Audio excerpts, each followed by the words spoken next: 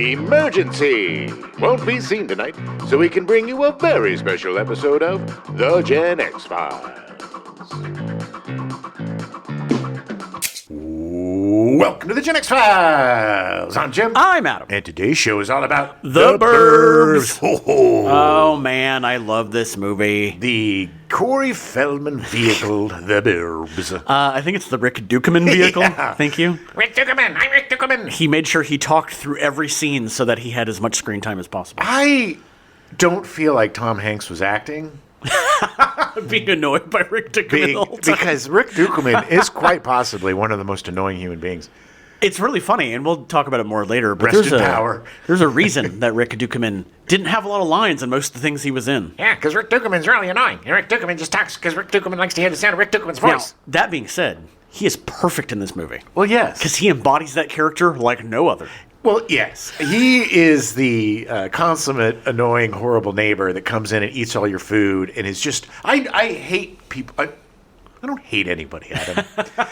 But I have a hard time with people like that. I had friends like that were just steamrollers that would come in, Oh, yeah. start making sandwiches and turn on the TV and kick their dirty feet up on the and just be like, who raised you? Yeah. Were you raised by monkeys and wolves? The same thing in college. I had a friend who every time we'd order pizza, he's like, "Oh, can I just have a slice?" I'm like, "Okay, I don't have any money," and then he'd eat like 90% of the pizza. Yeah, because those like, people are dude. socio-frickin' pads. Yeah. Anyway, The Burbs. Burbs. God, it's just such a good. It's funny. I didn't realize until watching it this time that it's supposed to be set in Iowa. Oh, Like it's supposed to be a suburb of Des Moines. I didn't know that either. Because I tell you, none of those houses are in Des Moines. Well, no, and neither is that weather. Or the giant mountain behind. Yeah. Des Moines is pretty flat, if I remember correctly. It has got rolling hills, not mountains. Now, this movie, for me, it came out, when I was in college, and I was in film school, so I was pretty snooty at that point. Yeah. And I wasn't a huge fan of this movie when it came out. This kind of Ghostbuster 2'd it for me. I really enjoyed it more this time. I miss unhinged Tom Hanks comedy. Oh my God. The best scene in this is when by the way, his watch, Art came up to him. It was like the third day, and he had a watch, and the watch said like 9:15, which I assume was 9:15 in the morning. Yeah. And by that point, Tom Hanks was on his fifth beer. Oh, yeah. But when he grabs the beer cans and crushes them and is just so frustrated. Now I love it. I love it too, but this type of Tom Hanks performance is risky because Tom Hanks is so likable. Yes. At least back then, that was, his draw was just his charm. That's what he wrote on. Yeah. Yeah. Splash, big. Yeah, he was a nice guy you wanted to hang out with. Exactly. Yeah. But movies like this, and to a greater extent, The Money Pit, where he wasn't as likable. He tried to be more acerbic. Yeah. He's almost too good at being an a-hole. Yeah. And it's a little unsettling. And in this movie, and I think part of the reason why I didn't care for it so much when I was younger, but like it more now, is it was just a little. It crossed that line a little bit too much unlikability with him in there. But understand. But watching it again, it's like, of course, man. I mean, if your neighbors are crazy Mark Rumsfeld, Rumsfeld, who's the brother of. Who of Donald Rumsfeld. He has some processed PTSD. Unprocessed PTSD. Thank you. Unchecked. But if you got Bruce Dern, Rick Ducommun, and Corey Feldman, who just keep needling you and egging you on, and Corey Feldman is the best of the neighbors. Yeah. Quite frankly. He is. He really is. He just wants to see a show. He just wants to see a show and get the pizza man, dude. Pizza dude. The pizza dude's coming. Ooh, the pizza dude. And he ordered like 50 pizzas. Well, for the 10 people that were there watching. Back then, pizza was very reasonable. Adam. It was. You get a pizza for like $8. Pizza consumption was at an all-time high in 1989. Right. And, 30 minutes or it's free, so you order all those pizzas. They got to make them. It's going to be hard to get them there in 30. I'm going to posit a notion a theory that Nicky Cat was that friend who just took all the pizza all the time. I 1,000% Steve agree with Coots. you. Steve Coots is coming for the pizza. Poor Nicky Cat. Yeah. And that weird mullet hairdo that everybody had in that friend group, was that a So 80s. Iowa Yeah. thing? Yeah. Yeah, it's like, ooh, baby. But again, this movie was really fun. It was so silly, and I miss silly movies like this. Yeah. It was so innocuous. This movie was just kind of a sweet, weird, scary movie. It's a good popcorn movie. Yes, Yeah. it is exactly a popcorn movie. It's a silly, dumb comedy. You got to turn your brain off. Go in, turn your brain off for 90 plus minutes, and just go with the flow. And everybody's really good in it. Yeah. They're That's the all thing. very much embody the characters. Yeah. And, as we get into it, talk about the strike, anytime there's a strike, everything is going to suffer. You can't improvise, Yeah. Well, sometimes you can improvise. If you start off knowing that you're making a movie that's improvised, like Sure. The Mighty Wind or Yeah, stuff that is planned. in Show or planned Carbuncle. Planned improv. Yes. Yeah. Or Carbuncle. Oh my God. I had to throw that in there. Yeah. But you spent a lot of time rehearsing and getting to know the characters, and you're making an improvisational You movie. build the characters through background improv. Yes, and you know that you're doing that. And you have actors who are very capable at that. Yeah. That's their bread and butter. But I think when you have kind of a normal Hollywood movie in the midst of the strike where you're calling upon the actors to make everything up, well, yeah. Look, you're going to get great stuff with Tom Hanks and Carrie Fisher. Carrie Fisher's a writer. She's going to come up with great stuff. Yeah. It's just, it's iffy with a cast of, look, Henry Gibson, comedic actor. Brother Theodore, weirdo. Corey Feldman, teen heartthrob, whatever. But I don't know. It just I don't think that people think that the most of the movie was improv. I don't think it was. I think that they floated ideas to Joe Dante. Yeah. And it was like something wasn't working, but they couldn't have the writer rewrite it. Right. So it was like, well, let's throw some ideas out. Yeah. And keep it simple. Yeah. I think Rick Ducommun, I think that was one of his strengths, was Yes. that because he was a stand-up, like he was more than willing to just spout until you said cut. And most of his stuff was like insults and Yeah. annoying crap. Yeah. It wasn't like he was improvising the prime numbers up No. to a million. But which would Because have that been wouldn't be improv. depending. But yeah, no, it's a fun little pocket movie. It takes place in one area. I love little movies that don't venture out from a one block area movie is perfect for me. I love that. I love it. I love those one setting type movies like this, like Rear Window, which is what inspired this. Mm-hmm. Like I love those type of movies where it's like you can settle into the place and get to know the characters and be entertained. And I grew up in somewhat of not suburbs, but I grew up in a small neighborhood and then in a subdivision of even a smaller neighborhood. There were no kids where I moved to. Yeah. So I was all alone. But before that, it was, all the kids around. We would go disappear for the day. Yeah. And there were always the houses that were like, ooh. Oh, yeah. That's Yeah. Mr. Johnson. He eats babies. There are always those houses. And we actually did. There was a super spooky house, and I've told this story. On Halloween, my stepdad and I, he took me out trick-or-treating, and we went to this house, and they were packing up and leaving, and they were the weirdos of the neighborhood, and they were leaving in the middle of a Halloween night, which was also strange. Well, I mean, it is the end of the month. Yes, I mean, I'm just saying. but in the middle of the night? Sure. Halloween night? Maybe they had to work all day. Okay, apologist. So we went to them, and the guy was like, "Oh, hold on a minute," and he disappeared for a minute and threw an apple in my bag. And when we got home, there was a razor blade in the apple. No. But it was so obviously smashed, and you can't unless you grow the razor blade inside of the apple. Yeah. There's no way to hide that. Yeah. So it was, yes, the urban legend is true, but it wasn't, it was more of a goof, or these people were leaving and they probably hated my stepdad because he was such a son of a bitch Yeah. that they wanted to kill me. But yeah, I mean, they were weird. There was the devil worshippers up in the thing. There was always that house or the neighborhood or the thing that you would scare yourself with. And this is a great story of that. Yeah, the street I grew up on, I mean, I lived in the same house for the first 20 years that I was living, and we had all those stories about the guy up the street whose daughter fell in love with the lady, the daughter fell in love with the guy across the way in the family, but they hated each other. The guy ended up burning both their houses down, and like, I don't know if that was actually true or not. Romeo and but Juliet. that was the story. But we had a lot of weird stuff happen on my street. A lot of weird stuff. Well, the suburbs are weird, man. Yeah. It drives you crazy. There's not a lot to do.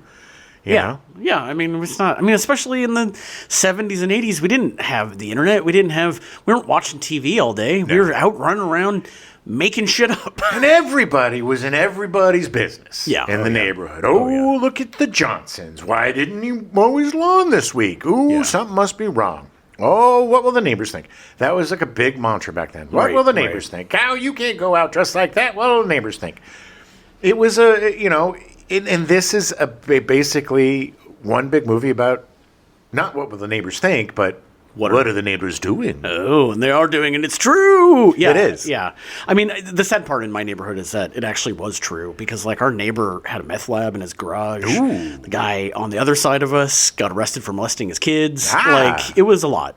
That was a crazy neighborhood. It was. It was weird and messed up. But I think it's part of the reason why I love this movie so much. Agreed. It reminds me of that Tom Waits song. What's he doing in there?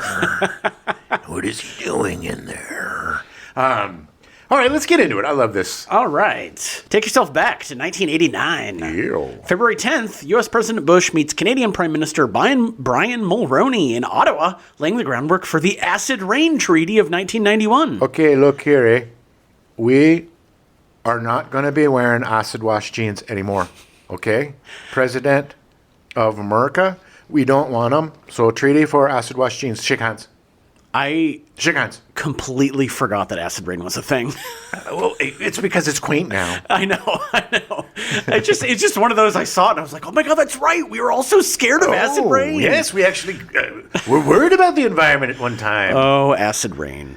Yeah. February 11th, Barbara Harris is the first woman consecrated as a bishop of the Episcopal Church in the United States of America, and also the first woman to become a bishop in the Worldwide Anglican Communion. Oh, people were pissed. Yeah. Pissed off about this, man. Oh, even today.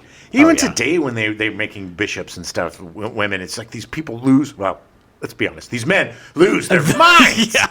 Yeah. February 14th, Ayatollah Ruhollah Khomeini, supreme leader of Iran, who less than 4 months later suffered 5 heart attacks in 10 days and died, issues a fatwa calling for the death of Indian-born British author Salman Rushdie and his publishers for issuing the novel The Satanic Verses. What was crazy is he issued the fatwa on a little candy heart because it was Valentine's Day. I choose you For a fatwa! It was really cute, but also a little scary. Yeah.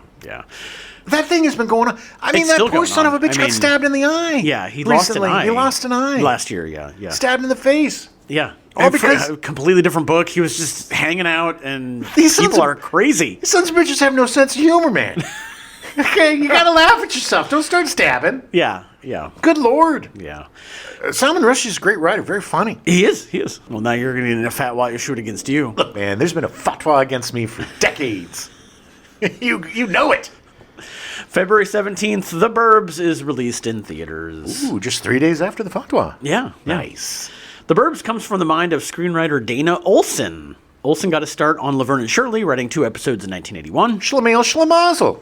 He also wrote an episode of Joni Loves Chachi in 1982, Ooh. the offshoot of the offshoot of the offshoot of the show. Well, no, Happy Days. I guess it was just an offshoot of Happy Days. Right. I mean, Johnny Loves Chachi, Laverne and Shirley, and Mork and Mindy were all spun off from Happy Days. Happy Days, right. His first feature produced was It Came From Hollywood in 1982, a comedy documentary featuring clips from B-movies with wraparounds featuring comedians such as Dan Aykroyd, John Candy, Gilda Radner, and Cheech and Chong. I saw that. Is it any good? I don't. I mean, I saw it. I mean, it was then 1982. It's been You were 40. like 13. Yeah. You should remember. It didn't put an indelible mark on me, Right. Like Kentucky Fried Movie did, but it was, It sounds interesting. it was a cash grab. Whatever. I mean, it's like Yeah, yeah. Well, unfortunately, it wasn't much of a cash grab because it would make just over half its budget at the box office. I didn't know how to market it either. Yeah, I mean, this is the best part is that it took clips from like 50 different Hollywood B movies, and the movie still cost over $5 million to make. Yeah, you got Cheech Chong. They smoked all the budget.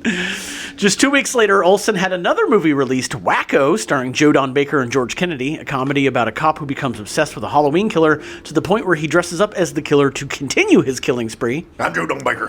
I'm going to put on my costume and I'm going to kill people because, ooh, this is funny. Nothing funnier than a cop dressing up like a killer and killing people. Literally, Joe Don Baker. if it hadn't said comedy, I would have assumed it wasn't a comedy, but Well, I've never seen it, so I don't know. No better comedian than Joe Don Baker, George Kennedy. It does That not duo. It does not appear that it did terribly well at the box office, but I couldn't find any numbers for it. Although I'm really curious to see it. I am too. I love George Kennedy. It sounds awful, but I really want to see it. Well, I like both those actors. I do, and there's a bunch of other people in it too. I think it was a lot of cameos. Maybe I'll watch it for, since we're doing like comedy horror movies. Yeah, there you go. Trying to catch up on a few. If you can find it somewhere, yeah. Olsen had another movie released in 1983, Going Berserk, starring John Candy, Joe Flaherty, and Eugene Levy. It also didn't do terribly well at the box office. Man, they did not know what to do with those SCTV kids. No. They did not know It's what to do with unfortunate, them. yeah. And poor Flaherty and poor Eugene Levy, man. Yeah. Eugene Levy got done dirty for decades. Just Yeah. the cross-eyed weirdo or the weirdo or, Yeah, he just yeah. always played some off-putting weird character. It was just, nobody knew what to do with him. Everybody thought he was a weirdo, and he's such a great actor. It's really sad that the thing most people remember him from is walking in on his son having sex with a pie. That makes me sad. He's beloved. Because he's so much better than that. Very well. I mean, I think Schitt's Creek kind of Oh, well, of course now. I'm just saying now. people Yes. respect him. He just his travel show just got third season came out. Well, good. Yeah. He's very talented. I He's like funny. him. He's really funny. Olsen would not have another screenplay produced until The Burbs. He based the script on experiences from his own childhood, saying, I had an ultra-normal middle-class upbringing, but our town had its share of psychos. There was a legendary hatchet murder in the 30s, and every once in a while you'd pick up a local paper and read something like, Librarian Kills Family. Self. As a kid, it was fascinating to think that Mr. Flanagan down the street could turn out to be Jack the Ripper, and where there's fear, there's comedy. So I approached the Burbs as Ozzie and Harriet meet Charles Manson. yeah.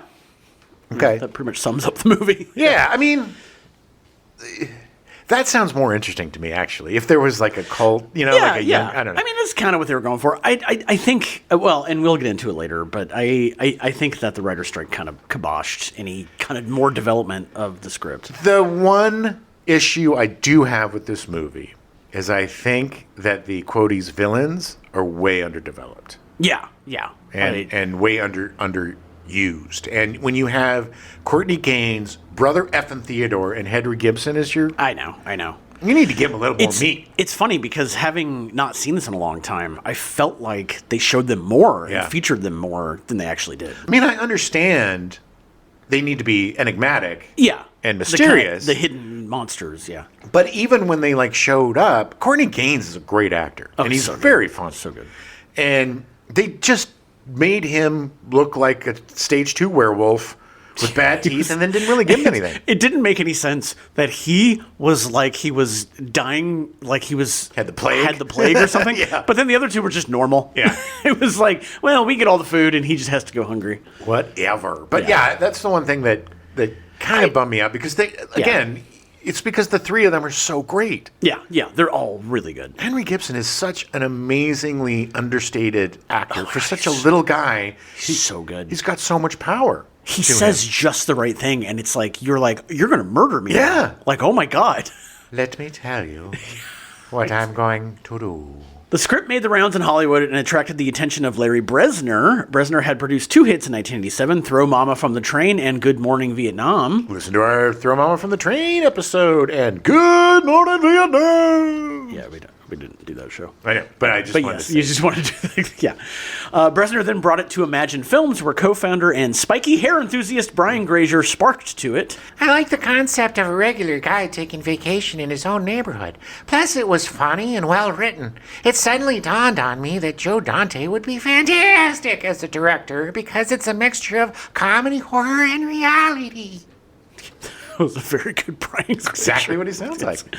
Dante directed the horror films Piranha in 1978 and The Howling in 1981, but became a household name in 84 with the release of Gremlins, a horror comedy that was the 4th highest grossing film of the year. One of my absolute favorite horror comedies ever. And I'm a spiky hair enthusiast. I know.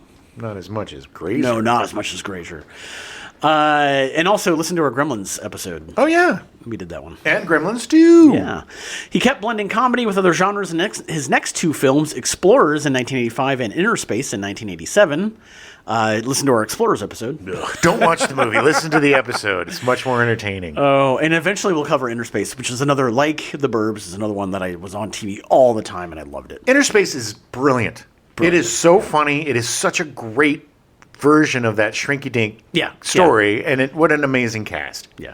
Dante had been developing Little Man Tate, which was later made by Jodie Foster in 1991. Such a great movie. It's weird that he was developing Little Man Tate. It doesn't seem right. No, it seems weird. Like, it's like, Just make it Little Man Tate would be like a gremlin. Yeah, I mean, it's like, what? Don't feed. It's just, I mean, I'm sure, I love Joe Dante, and I'm sure it'd be great, but I'm really glad that Jodie Foster ended up doing it. Hey, don't feed little man Tate after midnight. So then we're going to shrink him way down and stick him inside his dad. That movie was where Jodie Foster became a director. Like when everybody was like, oh, she's a genius. Yeah, totally. Not only starred in it, but directed it and did an amazing job. You're absolutely right. I can't imagine anybody else making that movie. Yeah.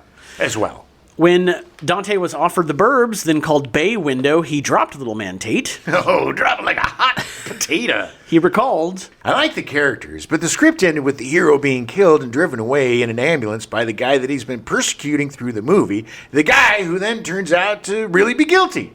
And the fact that the guy is guilty turns out to be sort of a Twilight Zone surprise, an O. Henry twist ending, and I thought, well, that's okay. Then we decided that we wanted to hire Tom Hanks, and suddenly it was like, well, we can't kill Tom Hanks. What are we going to do?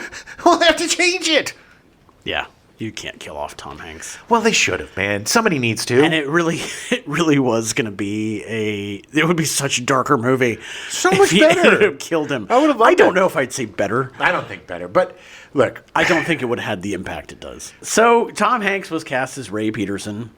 Ray Peterson! Hanks was hesitant to take the role of Ray as he'd never played a father before. Okay. He was only 32 at the time. Wasn't he a father, too, at the time? Probably. But it wasn't about that. It was about the business. He was afraid he was going to be typecast as a dad, not be able to play the parts he'd been playing up to that point. Like little baby boys who turn Little into big goofy boys. guy who can't grow up. Right. Yeah.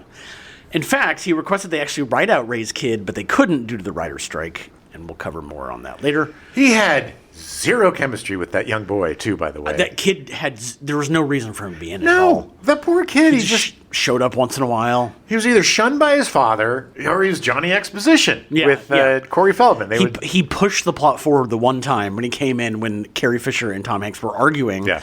And then he was like, hey, he's doing the thing. And then he keeps arguing. He's like, what? And then he runs out. That was literally the only thing that kid was good for.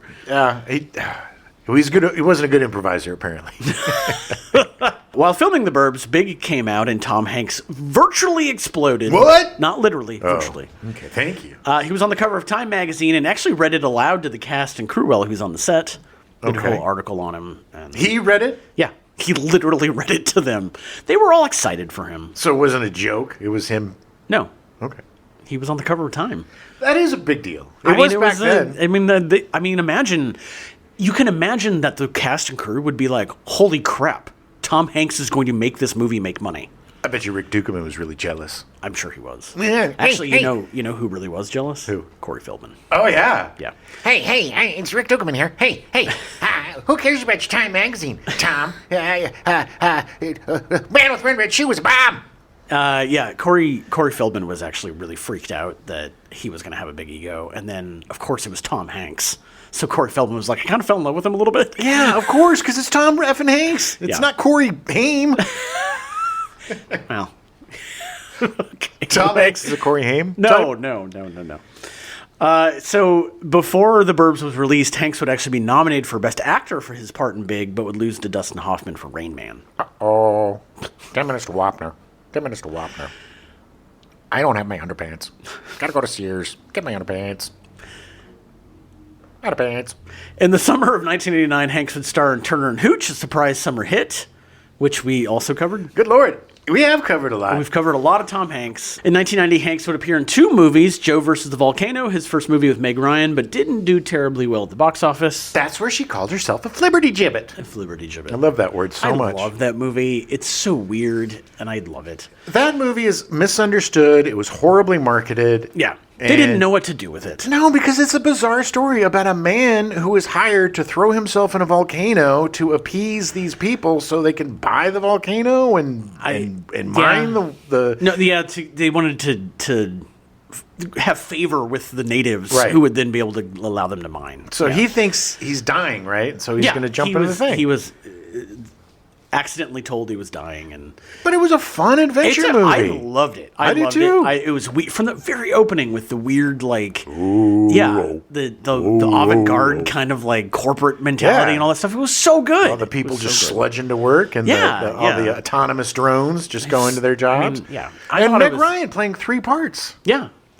It was good. It was really good. We'll cover it at some point. Definitely. Well, we're going to be doing Hanks for the memories. we're gonna do a Hanks for the Memories early next year, and we'll cover that and Splash and I haven't seen Splash in forever. Big. Big. Oh, yeah. The Big Three. Big. Yeah.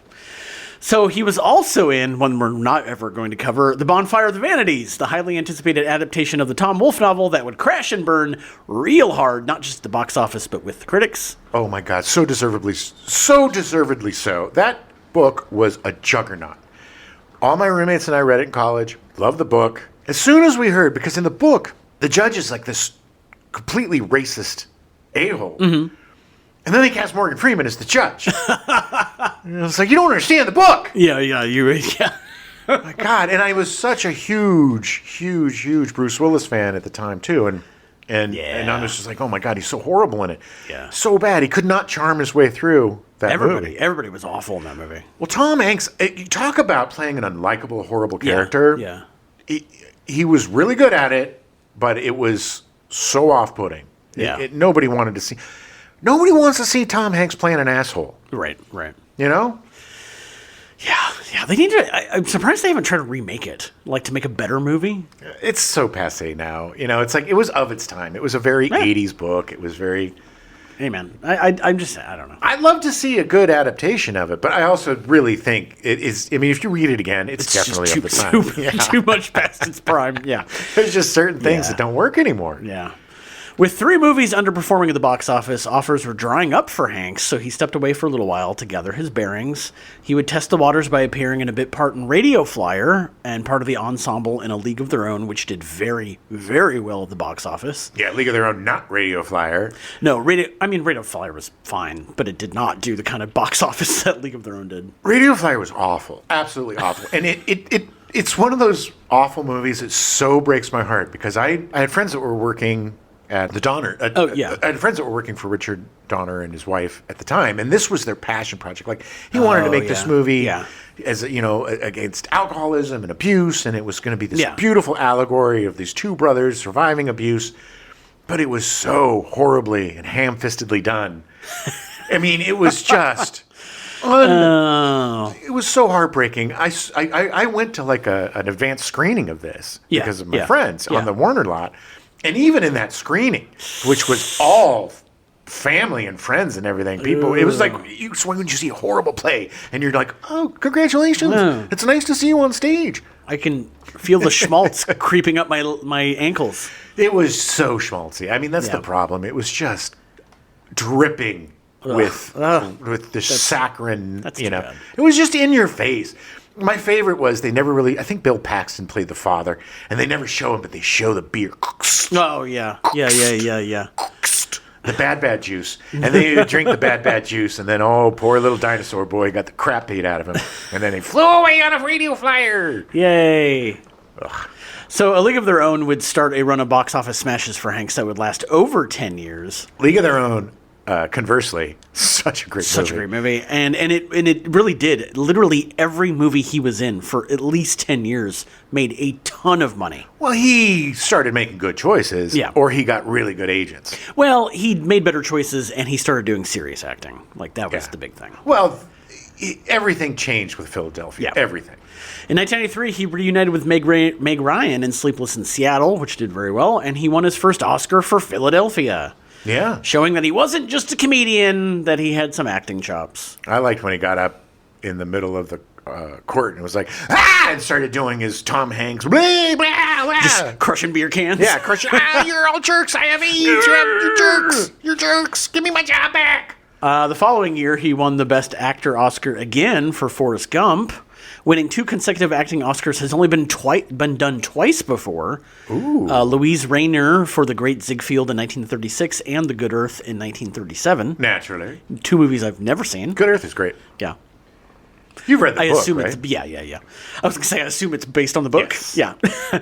Spencer Tracy also did it for Captains Courageous in 1937 and Boys Town in 1938. Both great movies. And Spencer Tracy's amazing. I don't know enough about Louise Rayner, but apparently she's incredible. Incredible enough to win 2 Oscars back to back. The fact that it wasn't done for almost 60 years is impressive, and because Tom Hanks is just a juggernaut, he was huge. It was so funny when Forrest Gump came out. There wasn't a lot of like hype or anything. People didn't really know anything about it. Yeah. They didn't really market it that well. And I remember my buddy Alex and I, we would go to the movies every week, like once or twice. Go down to that theater that you and I go to. Cinemark, yeah. Back when it was like it was something else. like $2 on Yeah, Tuesdays. yeah. So we get we'd smoke some marijuana. He would, not me, because it was illegal then. He would, not me. And then chug a beer, and then go into the movies. And when we went, we had no idea what this was, and we were both so blown away. It was one of the biggest like movie surprises for me. Yeah. And I know a lot of people poo-poo that movie, but I think it's brilliant. I love that movie. It was one of those movies that was in the theater for like 15 months. Yeah. Like it just never went away. Well, it was so groundbreaking. It was, look, yeah, Zelig kind of did what it did, but not as good. And Yeah, it's definitely not as good. But the way they incorporated him into history and it was just so. It was a brilliant movie. It was absolutely brilliant. Great source material, but it was we need more movies about kind people. Exactly. Being yes. kind, you being know? good to people and wanting to do good things. Yes, that's why the Superman movie was great, and that's why all the Schneider people hated it. Yeah. Because we they're want hateful, dark. awful people. I want a Superman that beats up Batman. I want him to crush people's skulls. And then they both cry over Martha. Wait, that's my mom's thing too. What did you say, Martha? What did you say, Martha? Martha's my mom. Martha's my mom. Martha's my mom. Wait, do we have the same mom? No. Martha. Okay, let's be friends. Yeah. Anyway, Superman. watch the new Superman. It's much better. Yes. Hanks would be nominated for 2 more Best Actor awards for Saving Private Ryan in 1998, but he would lose to Roberto Benigni for Life is Beautiful, and perhaps one of the greatest thieveries of the Oscars. Look, he was good in that movie. It's just that Roberto Benigni became insufferable after that movie. Insufferable.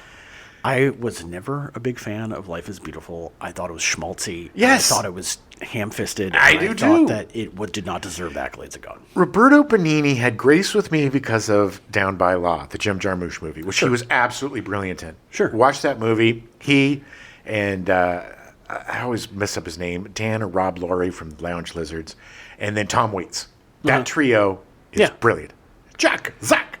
Anyway, yeah. So I did not like that movie as well. I thought it was schmaltzy. And then was that the one where he was walking up and down the backs of the chairs at Yes, the when he Oscars? won, he got on and he was bouncing around like a weird little puppet. Shut up, Roberto Benigni. I'm so glad he doesn't have a career anymore in America. Yeah. Sorry. Well, yeah. Is he still alive? I think so. I mean, good. I didn't mean Wow. that. I did wow. not mean that. I did not mean Apparently not much longer. I see the board. You're planning on murdering him. Okay. He's on the list. He's going to be in Venice in 3 weeks. There's like 4 people ahead of him, though. So Tom Hanks was also nominated for Best Actor for Castaway in 2000, but he lost to Russell Crowe for Gladiator. Look, Again, also stolen.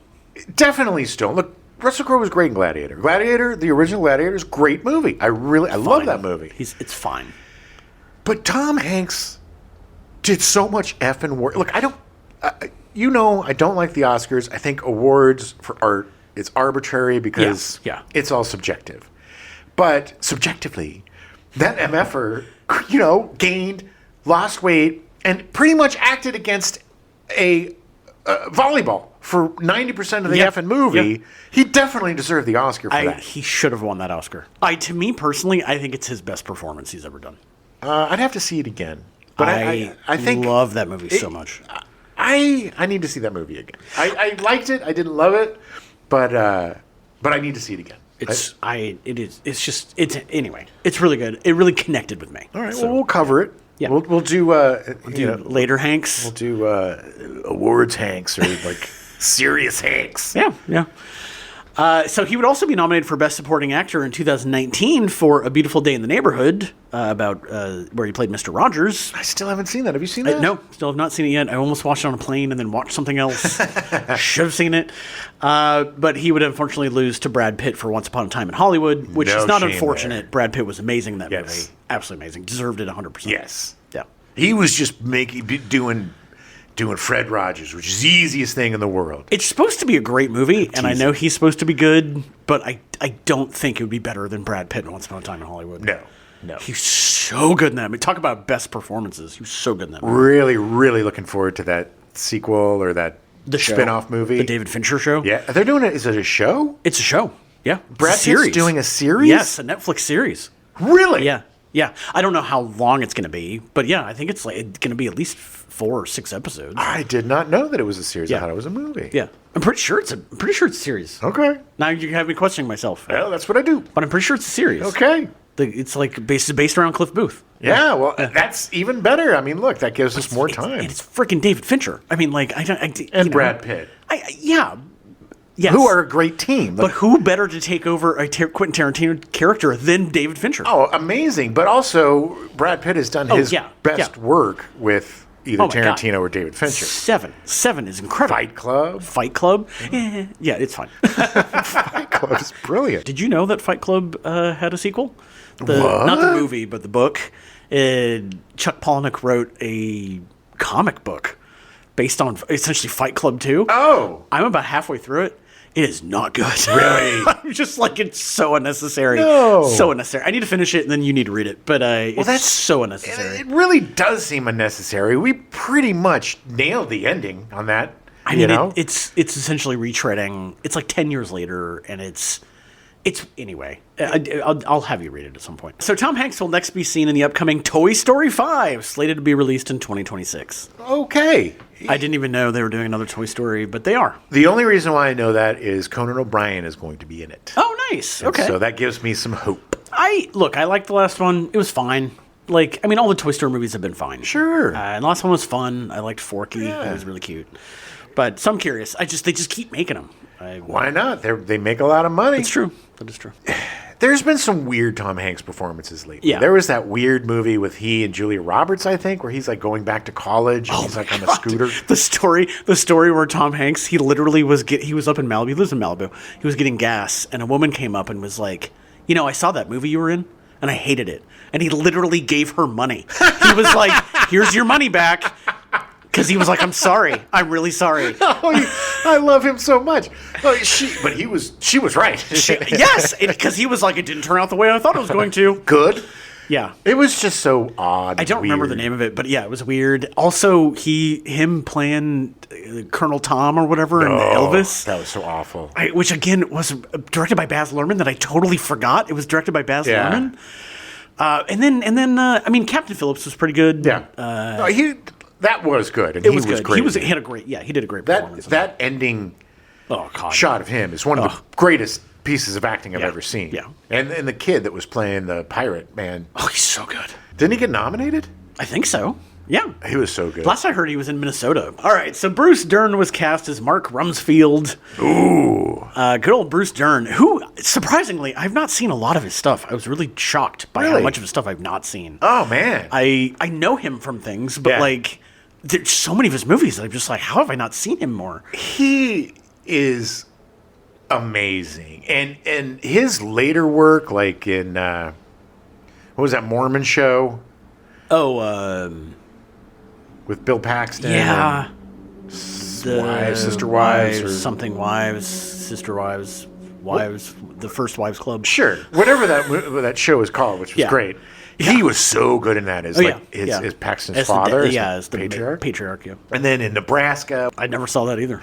amazing. He and June Squibb, and In fact, the last thing I saw him in was Once Upon a Time in Hollywood. she was great in that too. She was just laying in bed the whole time. Yeah. But he's so good. He's so good. Well, he's just got this way about him. It's Yeah, just yeah. kind of, he was good in westerns, and he's Yeah. he's kind of a weirdo, and he always kind of plays a weird Vietnam vet or He something. always seems off. Well, I think as a person, he might like not a bad. I'm not saying. I just think he's a unique individual. Sure, He's sure. like a Dennis Hopper type, or he came Yeah. around at a different time. All these guys that came up in like John Wayne westerns and shit, Yeah, and then yeah, yeah. turned around and became these amazing underground, Oh, yeah. indie actors and stuff. They have the most fascinating careers to me because they go all the way back to the studio system. Right. Up until now. I mean, Right. his career is astounding how long it's lasted. True. He studied at the Actors Studio alongside Elia Kazan and Lee Strasberg. Ooh, snoots. Snooty Snoots. Dern's first feature film was Alfred Hitchcock's Marnie in 1964, starring Tippi Hedren and Sean Connery. I don't know if I have dyslexia or whatever, but when I was a little kid, I always thought it said Marine No, Marnie. until I actually watched it. It's such a good movie. It really is. And I don't remember him in it at all, but also don't think I'd recognize him because he was like 20. So I don't, Oh, you I don't would. know. He looks exactly the same. Dern made a lot of westerns in the 60s, alternating with working on Roger Corman pictures, including The Wild Angels in 1966, Peter Fonda's first motorcycle picture. Yeah, that led to Easy Rider. Yeah. He was also in the St. Valentine's Day Massacre in 1967, about the mob hit on St. Valentine's Day, put forth by Al Capone. In Chicago. In Chicago, yep. He was also in The Trip in 1967, written by Jack Nicholson. Have you ever seen that movie? No. It is about a guy going on an LSD trip, and it's awful. It is not a good movie. Roger Corman directed all of these. Psych Out in 1968, produced by Dick Clark, released by AIP. Weird.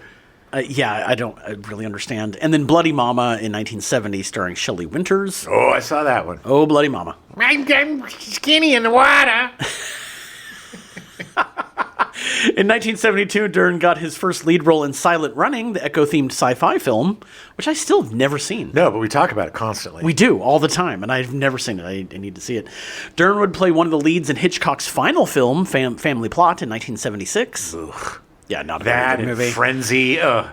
Frenzy's better than Family Plot. It is, but it was kind of like as soon as Hitchcock got the go-ahead for nudity and stuff, it was like, okay.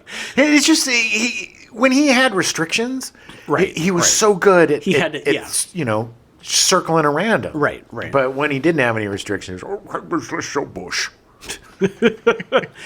For the Burbs, Dern wasn't Dante's first choice. Gary Busey was offered the role of Mark Rumsfeld, but was doing other movies at the time, and then later that year was involved in a serious motorcycle accident. Yeah, serious motor accident. What happened was I hit my noggin real bad and scrambled my brains. Made me all weird and stuff. But it made my teeth grow real big too. He had a crash, CRASH. Yeah, C-R-A-S-H.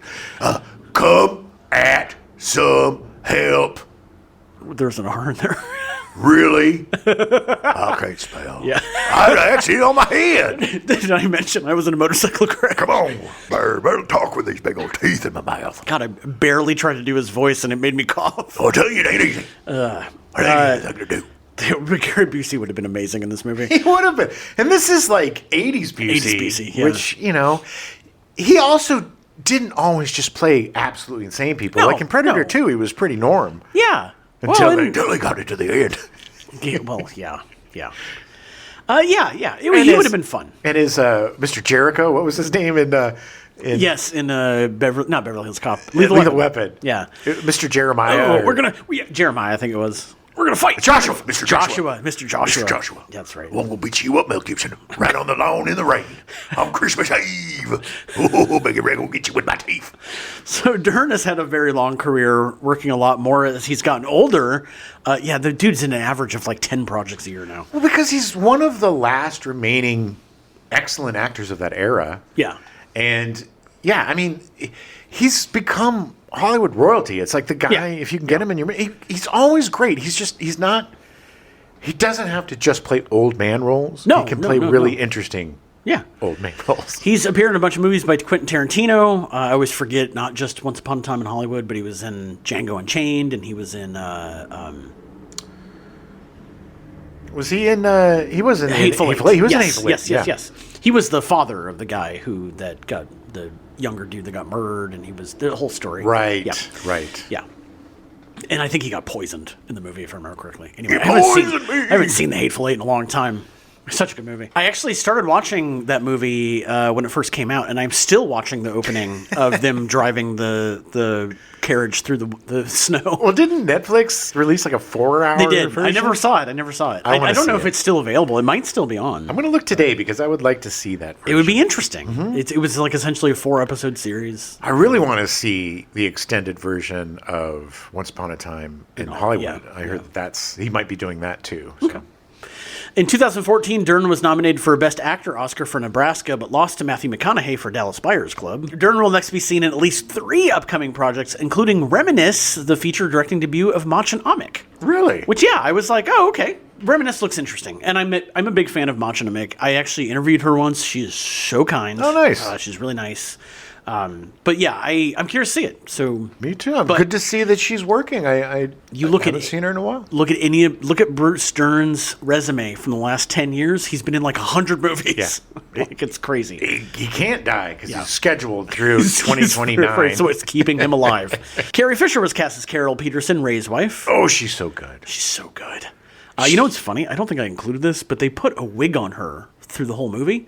And when she took it off in between scenes, they were like, it looks just like your hair. Which is why I think they included the bit at the end where he's like, oh, you got your hair cut. I really like your hair. Yeah. I think that's literally why they included it. That's hilarious. Yeah. By 1989, Fisher's Postcards from the Edge had been published. It became a bestseller, and she received the Los Angeles Pen Award for Best First Novel. Ooh. It became a huge juggernaut about Hollywood. Well, about her Yeah. experience with her crazy mother. I say her poor mother, poor Carrie Fisher. Yeah. Look, she comes from Hollywood royalty. Watch the movie Postcards from the Edge. First of all, read the book because the book is Yeah. amazing. Yeah. But the movie is great too with Meryl Streep. In 1988, she appeared in only one film, Appointment with Death, directed by Michael Winner from the Agatha Christie novel, which was a sequel to Murder on the Orient Express. Okay. I've never seen it. I don't know if it's any good or not. It's another one of those that has a huge ensemble cast. I love all those old Agatha Christie movies. They're yeah. so much fun. 1989, she would be in 4 additional movies along with the Burbs. Loverboy, the Patrick Dempsey vehicle, Loverboy. which we covered. Please listen to our Loverboy episode. Yeah, that movie is so awful. Help us figure out how it got made. It's the most misogynistic movie. It's with characters that learn nothing. Nothing. Yeah, it's so good. Listen to the episode. It's a really good episode. She was also in She's Back, a low-budget film that only gained attention because Fisher was attached. I remember the title. I don't remember the movie. She dies and then comes back as a ghost and convinces her husband to go avenge her or something. Okay. Yeah, Sounds funny. She's also in When Harry Met Sally, playing a major supporting role to She was Bruno Cooper's wife. the 2 leads. Yeah. Billy Crystal. Yes. In the Big Rain. Yeah, Bruno Kirby. Hey, Yeah, and Bruno get off Kirby, the phone. Quit telling him what to do. Bruno Kirby. Hanks and Fisher had appeared together in The Man with One Red Shoe, and after Hanks was attached, he campaigned for Fisher to get the role of his wife, not just because they'd worked together, but because Hanks is a huge Star Wars nerd. Nice. I want to be married to Princess Leia. Yeah, essentially. All right, Tom. Tom gets what he wants. Does. Don't make me read my Time magazine article to you again out loud. Do you know, I think the most annoying thing about Tom Hanks is that when you give him something, he responds back, Hanks, rather than thanks.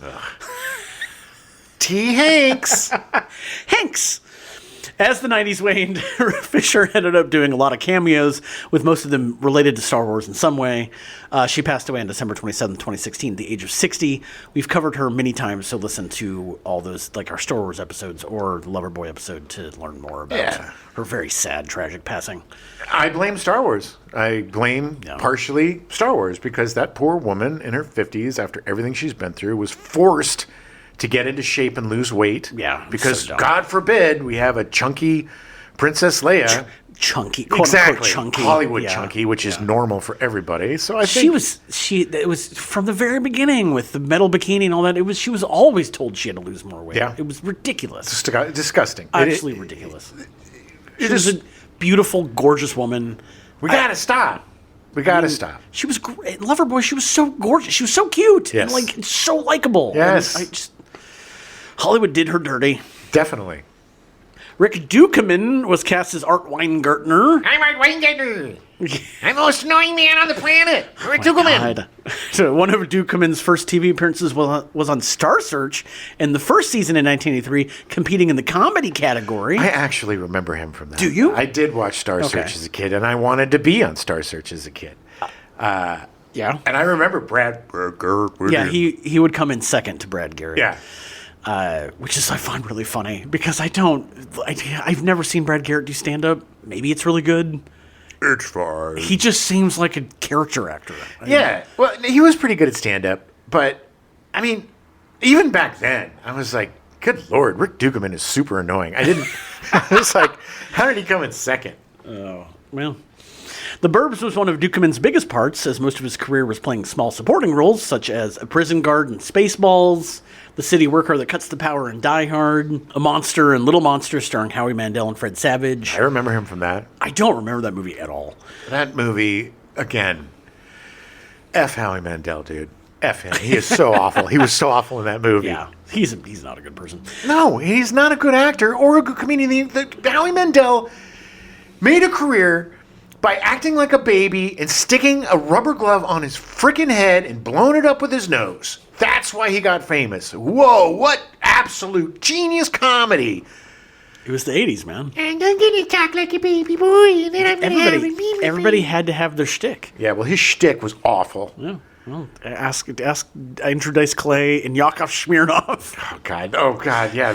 Biff's roommates. Exactly. Everybody had to have a shtick. It was, And Raja. Ducommun also played a navigator in The Hunt for Red October, a security guard in Gremlins 2: The New Batch, a pool owner in The Last Boy Scout. Yes, when they crashed into his pool. His pool He had, in the water. chains. Yeah. I remember he was like in a robe and chains or something. He was Barfly Gus in Groundhog Day, along one of the two guys that he takes with him when they crash into the train. Yeah, let's go get drunk and try to kill ourselves. The other guy was the guy that played Laszlo in Real Genius. I can't remember his name. Yeah. He's so good. Yeah, he was also in Napoleon Dynamite, right? Yeah, yes. I don't remember his name. I can never remember his name. It's a very generic name, Yeah, but he's still working. He's so today. good. Yeah, he's so good. He was in the latest. He was in the White Lotus. Two of the seasons of White Lotus. Okay, yes. Ducommun also played Tom Noonan's agent in The Last Action Hero. Hey, I'm your agent. That's all he said. Hey, I'm your agent. I don't even think he had any lines. I don't. Why are you in character? That's weird. He also played the coach in MVP, Most Valuable Primate. Oh yeah, back when monkeys ruled the world, baby. This one was about hockey. What? Yep, he played hockey. MVP is not about. Nope, it is about hockey. Most Valuable Primate. Good Lord. Good Lord. Yeah. Was it? Wait, that's not the one with Joey from Friends, is it? No, that was a hotel one.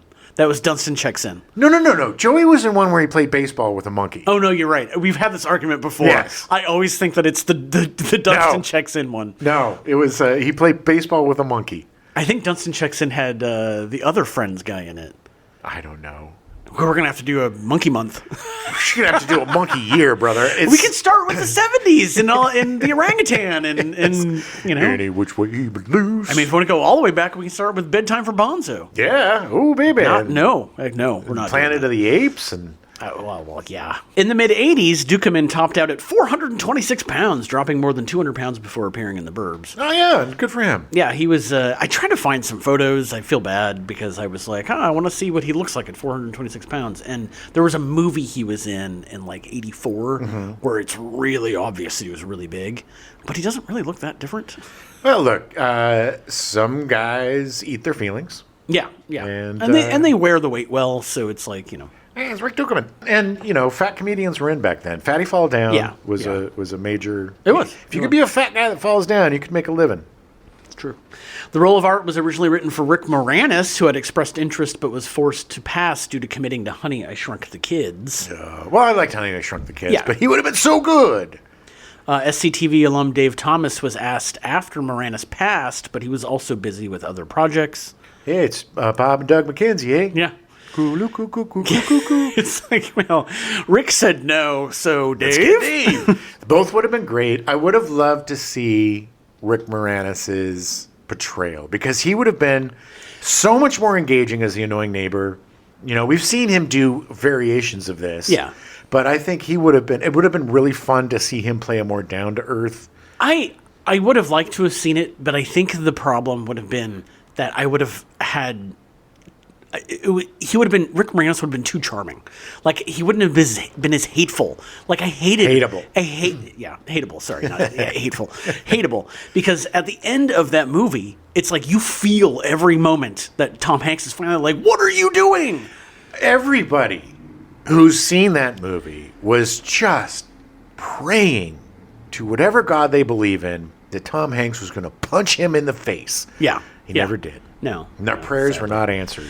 Well, ironically, according to Joe Dante, Ducommun and Hanks did not get along at all, but Hanks was a professional on set and never let it interrupt filming. Hey, what are you doing, Tom? What are you doing? Why are you walking away from me, Tom? Come on, Tom. What are you, big guy? You big guy with the Time magazine cover, Tom? Big shot, huh? Big shot with your big, huh? Big Tom, big. I'm jealous of you. Him yelling big over and over again. Hey, it's Big. It's So Mr. you're pretty Big. big, huh? Mr. Big, Mr. Big. Just shut the F Oh, up. I'm sure he called him Mr. Big, and I'm sure Tom Hanks was like, I'm going to murder you. Listen, agents of Tom Hanks, if you ever put me in a movie with Rick Ducommun again, I will fire all of you, ruin your careers. Hey, Tom, who are you talking to? You talking to your agent? I need a new agent. You gonna get me an agent, Mr. Big, huh? Mr. Big guy? The Skull Skates shirt that Steve Koontz wears in the movie was a company founded by Ducommun and his brother Peter as Great North Country Skateboards in the late 1970s. His final film role was in another monkey movie, Funky Monkey, in 2004. After this, he stepped away from show business to focus on his growing family. Okay. And sadly, he died in June of 2015 from advanced diabetes at the age of 62. Good Lord, that is so young. Yeah. My God, both he and Carrie Fisher. Yeah. Too young, too soon. That's very sad. Yeah, it is. Corey Feldman was cast as Ricky Butler. Feldman started acting at the age of 3, appearing in a McDonald's commercial. Yeah. Before the age of 13, Feldman had appeared in over 100 commercials and 50 TV shows. That's insane. He was such a cute and talented little boy. He became a teen idol starting in 1984 with Friday the 13th, The Final Chapter, and Gremlins. He was great, man. He was great in Friday the 13th. He was great in Gremlins. Great in Stand By Me. A lot of fun in the vampire movie. But you can definitely see exactly where the switch flips. And Yeah. And it's sad. It's super sad. He would continue to appear in huge box office hits after Gremlins. He was in The Goonies in 1985, Stand By Me in 1986, The Lost Boys in 1987, and License to Drive in 1988. Oh, that was the beginning of the end. Yeah. Feldman met Corey Haim while shooting The Lost Boys and then became known as the Two Coreys, and hijinks ensued. Well, hijinks is the nicest word you could use for it. That is correct. Along with License to Drive in 1988, the Two Coreys also appeared in Dream a Little Dream in 1989. Feldman was called in to meet with Dante for the part of Ricky Butler at the Universal lot in his office. Feldman had long black hair and wasn't exactly dressed for a meeting, which was due to the fact that he had just come back from North Carolina after having wrapped filming on Dream a Little Dream. When he stepped into Dante's office, Feldman apologized to him for his appearance, and Dante immediately told him, That's it. This is what I had in mind for the character. Yep. Okay. What? You just wanted me to dress in black and have long hair? He was good in this. Yeah, he was great in this. I thought he was one of those that I felt like he was almost like an audience surrogate. Yeah. Like he was great in it. He was very good-natured. He could have so easily made it annoying and abrasive. Yeah. And if that were the case, we couldn't have an annoying Ducommun and an annoying Feldman in the Right, same movie. right. It's like science, man. Yeah, Destroy yeah. the movie. But I thought he was very charming in this. I thought it was great. It was fun. His little friends and inviting people over to watch the neighborhood. Yeah, telling us all about it was just entertaining. Yeah, Like the he pizza was- dude. Pizza dude's coming. While filming The Burbs, Feldman confided in Dante that he was going through a lot of personal issues and was burned out with the business and wasn't sure why he was still acting. Yeah, he just is one of those things. Wendy Shaw and Carrie Fisher took him under their wing and counseled him. Man, Carrie Fisher definitely could have given him a lot of help and, Yeah. and a lot of insight into, mental Yeah. illness and drug abuse and. Yeah, exactly. He should have listened to her. Unfortunately, he did not. Their words didn't stick, and he was stuck deep in drugs and alcohol. He was arrested twice in 1990 for narcotics and heroin possession. His film career never really recovered. Feldman can most recently be seen on the 34th season of Dancing with the Stars, but he was eliminated second in the very first episode. Oh no! But he's such a good dancer. Yeah, supposedly. And actually, I didn't think I include this, but the line at the very end where he talks about, like, God, I love the street, that was actually done in reshoots like 4 months after they had finished because they had redone the ending so many times that Dante convinced him to do it because he thought the line was really cheesy. He's right. And he was like, no, you should just do it. Trust me. Because apparently he had a much bigger part in one of the endings, and then they cut most of them out. Oh. So he was like, just do this line. And so he did. And now Feldman says, that's the line that people yell at me when they see me on the street. Really? Yeah. He's like, that's what people know me for more than anything else, is yelling out, God, I love this neighborhood, or God, I love this street, or whatever. Yeah. Yeah. So All right. he's grown to love it. All right. Well, look, man. There's a lot of stuff not to love that he's done. Yeah. We will definitely at some point go much deeper into Corey Feldman. He's a complicated dude, man, Yeah. because I give him a lot of grace for what he's been through, but man, does he make it hard. Yeah. He makes it Yeah. so hard. But then he'll do something like react so genuinely to his buddy getting the Oscar Yeah. from Yeah. Goonies. Yeah. Yeah, exactly. And such a sweet, sweet thing. And then, 5 days later, it's like, oh, here we go again. Yeah. Yeah. Here's the old Corey coming back. Yeah. Yeah. He's an interesting character. Well, look, how do you become a person when, since 3 years old, you've been in this awful Yeah. business, right? You don't have a childhood. You don't have, it's like you, yeah. The kid never just had a bound chance, to- yeah. really, And the fact that he's sobered up and doing Dancing with the Stars, and he's got his band, and he's got fans, and, good for him. Yeah. It's not my cup of tea, but anybody who can go through such horrible bullshit and come out the other side better, Yeah. I have a ton of respect for. Wendy Shaw was cast as Bonnie Rumsfeld. I love her so much. I had such a crush on her. It's so weird because it's not Yeah. like she was in a ton of stuff. No. But she just had this way about her that was really engaging, so absolutely real. There's a reason why she played wives and Yeah, girlfriends and stuff, because she just had this grounding reality to her that served this movie so well. You would not have liked Bruce Dern's character if he was not no, married no. to Bonnie. Yeah, yeah. And it was their relationship was so perfectly at the end when they were walking in, and she was like, "It's time." Like she's going to take him in to go do the dirty with him. Yeah. And Corey Feldman's just like, and he's like, "Well, yeah, I got to. This is what's happening. It's like, I got to do it." Yeah, it was a weird pairing, but it worked. She made him likable. Yeah, yeah. You know? Oh, yeah, because he was weird. She could have played it like a lot of actors would have played it, like, oh, the dutiful wife, and whatever yeah. you want and whatever you say. But she wasn't. She was tough, and she didn't put up with his. She put up with just enough of his bullshit until it got to the point where she's like, no, you're done. Yeah, exactly. You're done. And he's like, okay, I'm done. Yeah. He's like, I went too far. Yes, Yeah. ma'am.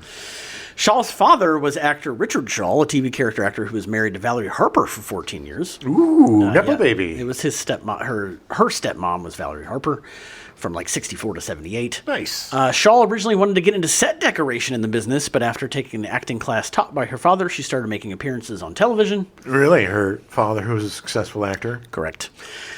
Nepo. No. You're not doing set decoration. No daughter of mine is going to be some stupid set decorator. 18,000th in the credits. You're being an actor. Yeah, no. Okay, Dad. Her first feature was Bound for Glory in 1976, directed by Hal Ashby about Woody Guthrie. Oh, yeah. She was part of the main cast of Fantasy Island between 81 and 82, appearing in 19 episodes. Yes, I remember her in that. Shaw has worked with Dante in 2 other movies, Inner Space in 1987 and Small Soldiers in 1998. I don't remember her in Inner Space. She was one of the bad guys, I believe, Okay. if I remember correctly. And was she the mom in Small Soldiers? I think so. I haven't seen Small Soldiers in a long time. That's the one with the toy Yeah, soldiers that come to life and fight the Gorgons and the Gibglads. Right. Since 2005, Shaw has voiced the character of Francine on American Dad. That's so crazy because it sounds nothing like her. I know. And I know that just sounds like I'm an idiot. How does she do it? Her voice different. What? But it is so different that I had no clue it was her. She actually got the part because Seth MacFarlane is such a huge fan of the Burbs. Oh, nice. And in speaking of Seth MacFarlane, Carrie Fisher also played Peter's former boss on Family Guy. Yes. Because of Seth MacFarlane. Yes. Henry Gibson was cast as Dr. Werner Klopek. Oh, Henry Gibson. Maker of the Gibson guitar. Yes. Gibson began his acting career at 8 years old, working as a touring performer for the Mae Desmond Theater for 9 years. Yeah, that's before they had film, actually. He was like on stage, right? Between 1957 and 1962, he appeared a number of times on Tonight, starring Jack Parr, usually reciting his poetry. Yes. Because poetry was a thing. Hey, man, we weren't complete artless bastards back then. No. There was poetry. There was mimery. There was mimes were huge back then. It's true. That's very true. Ventriloquism was huge back then. Yeah. There was a lot of entertainers that just don't exist anymore today. I know. It's weird. There's no Shields and Yarnell. No. There's there no really Edgar isn't. Bergen. There's no, There's no Marcel Marceau. there's no Henry Gibson reciting poetry. No. During one of his last appearances on Tonight, Jerry Lewis happened to be a guest, and he ended up casting Gibson in The Nutty Professor, Gibson's first feature film. Yes. It was an actual recording of Jerry Lewis. Lady, hello, gonna cast you good. 1973 would see Gibson voicing the role of Wilbur in Charlotte's Web. Oh my God. It's so funny because I didn't even think of him. Yeah. But as soon as you said that, all I hear is hello, Charlotte. That little way that he talks. It's weird because I do not think of it as Henry Gibson, but it's so Henry Gibson. Yeah. What was it? Super Pig or Incredible Pig or Don't Eat This Pig? Something. Yeah. I don't remember. Yeah. I'm a pig. I'm special. I'm a special guy. As well as appearing in 1973, he would also appear in The Long Goodbye from Robert Altman, starring Elliot Gould. That was great. That was like a Sam Spade. It was a neo-noir kind of comedy. I loved The Long Goodbye. It was so good. It's such a weird movie. Really weird. But it was a revisionist noir, Yeah. 70s noir, that gave the detective. Well, first of all, it's Elliot Gould, so weirdo. But he gave the detective character more of a 70s bent and feel, more. Ooh, he's a little more. Liberal or whatever, man. Yeah. Yeah, man. I never realized that was Robert Altman that did that yeah. movie. Only thing I really remember of that movie is at the very end when the credits started, like as they're about to roll, he jumps up and clicks his heels together and it freeze frames, Yep. and it's just like, what is going on? So weird. So weird. This, in The Long Goodbye, that role would lead to Gibson appearing in Nashville for Robert Altman in 1975. Gibson was not the first choice for Dr. Klopek in The Burbs due to his charming personality and diminutive stature. Which I think made him even better. Yeah. Director Joe Dante had worked with him on Inner Space and loved his work, especially his menacing portrayal of the Doctor in The Long Goodbye, which convinced him that he was the right choice for the role. Some other movies that Gibson appeared in include the Kentucky Fried Movie in 1977 and the United Appeal for the Dead sketch. Oh my God, my sister and I used to quote that all the time. With the kids like swimming in the pool, and it was just so It's so his tone was so perfect. Perfect. Yeah. He was in The Blues Brothers in 1980 as the head Nazi. Yes. Because, I mean, if anybody's going to portray a Nazi, it's Henry Gibson. Oh, it's so great when they get in the Bluesmobile and they run all the Nazis off the bridge. He was also in Magnolia in 1989 as the annoying little man at the Foxfire, which is not too far from Gen X headquarters. Yeah, that used to be my place to go. He was great in that. I just remember it being like, it was just like, oh my God, you're the guy from the Burbs. Yeah. Nothing charming about you here. Yeah. Gibson's final role was in Big Stan in 2007, a martial arts prison comedy written, directed, produced, and starring Rob Schneider. You didn't put comedy in quotes. I didn't. You should have put Again, it in I'm going to repeat. If you say martial arts prison comedy, I assume you're being sarcastic. And the first thing you think of is Rob Schneider. Yeah. I mean, know? he's perfect. He was second only to Jackie Chan in terms of his martial arts abilities. I don't think I saw Big Stan. I think I had given up on Little Schneider by then. Yeah. I mean, how could he not have been a star? Schneiderverse. Ooh, making copies. Copies. Copperoonie. Yeah. Such a talented man. And, Big Stan. You can do it. Oh, yeah. Oh, Iconic. it's like I Am Groot. the many different ways that you Yeah. can do it came out in that really weird Mexican accent. But yeah, this was the culmination of Rob Schneider's outstanding career. Yeah. When did he write, direct, and star in this? It was his directing debut. Oh well, yeah, and just a hair, just outside of the Academy Awards. Just he was almost nominated, but they wouldn't give it to him because of his conservative beliefs. They shafted him. He was canceled in 2007.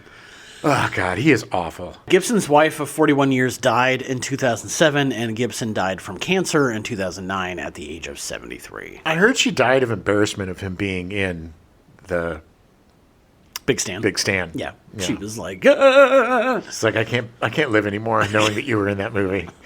And then he was like, "You're right. You're I'm gonna right. die too." I agree. Brother Theodore was cast as Uncle Reuben Klopek, or Rubes, as he was called. Hey, Rubes. Come on, Rubes. Theodore was a comedian known for rambling stream of consciousness monologues, which he called stand-up tragedy. He Brilliant. is brilliant. He's a lot. He reminds me of about that guy, Werner Herzog? Herzog. Yeah. He's Werner Herzog. But he's just because Werner Herzog is also hilarious. Oh, yeah. If you ever see Yeah. him on Conan O'Brien Needs a Friend, it's just the funniest thing. Yeah. I love him so much. But yeah, I mean, Brother Theodore, I remember him from Letterman and seeing, like, he would show up. Remember that they always had some stand-up show on in the 80s. Like, there was like 15 of them. They'd be on HBO, Showtime. Yeah. Friday night stand-up, Sunday They night stand-up. were easy to produce Yep. and cheap. And, Right. Yeah. And he would pop up occasionally. Oh, yeah. And it was just like, one of these things is not like the other. So Theodore was born in 1906 into a Jewish family in Dusseldorf in the Rhine province, where his father was a magazine publisher. Okay, I didn't know they had magazines back then. They did. They weren't glossy, though. No. No.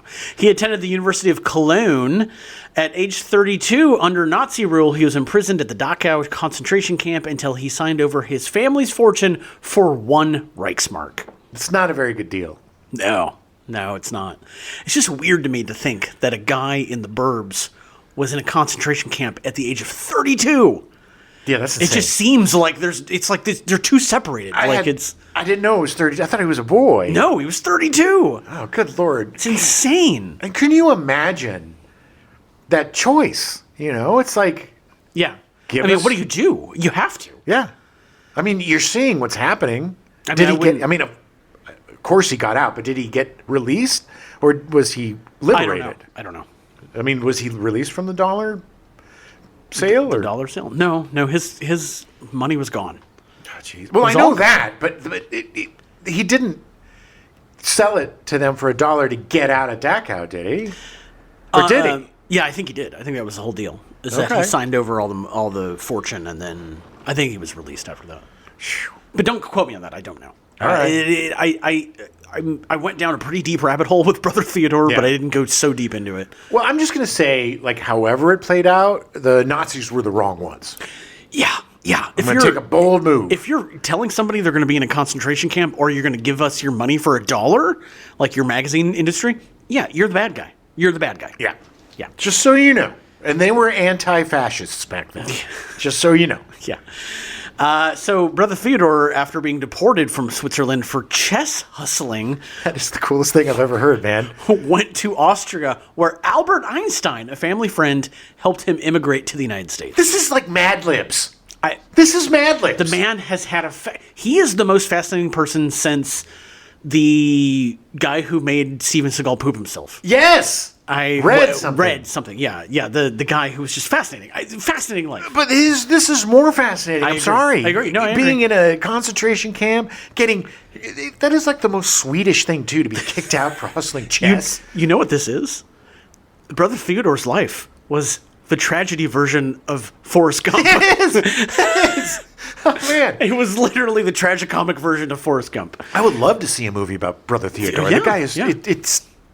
It's insane, the life that he led. Yeah. He worked as a janitor at Stanford University, where he demonstrated his prowess at chess by beating 30 professors simultaneously, and later became a dock worker in San Francisco. Yeah, didn't take the fact that he was such a great chess guy and become like a chess competitor. He goes and works in a dock. I mean, this is insane. I feel like this is him working as a janitor was the starting point for For yes, yeah. for Good Will Hunting. For Good Will I was Hunting. going to say, if Matt Damon and Ben Affleck heard about Brother Theodore and then just ripped his life story off. Brother Theodore seems like the impetus for so many movies, just like Edward Gein was the impetus Yes. for like so many horror Yeah, movies. yeah. It just seems like very parallel but different. Yeah, very, very different. Very different. Theodore started making small appearances in movies, including The Stranger in 1946, directed by Orson Welles, Orson Welles, I like peas. Frozen peas. and The Third Man in 1949, directed by Carol Reed, I love that movie. considered to be one of the best film noirs ever. During the 40s through the mid-70s, he flourished as a monologuist, pitching his dark comedy. After TV appearances started drying up in the 60s and 70s, through the mid-70s, he retired. Yeah, because he was like in his 70s. He was Right like, now. I'm good. Tom Snyder found him and pulled him out of retirement, having him appear on a number of his shows. David Letterman would have him on 16 times during the 80s. That's where I remember him the most. Theodore claimed on one of his David Letterman appearances that he had filmed a scene as a supermarket cashier in Leonard Part 6 starring Bill Cosby, but was fired after a day of shooting because he repeatedly mocked the star. Oh, I love him so much. Which, so again, much. I want to see this. Well, also, he was ahead of the curve on that. Yeah. He saw Yeah. something in Bill He knew. Cosby that we He missed. Because he knows evil. He was in Dachau, so he knows evil, man. He saw it in his eyes. Exactamundo. I know what you're doing. I know what you're doing to the drinks.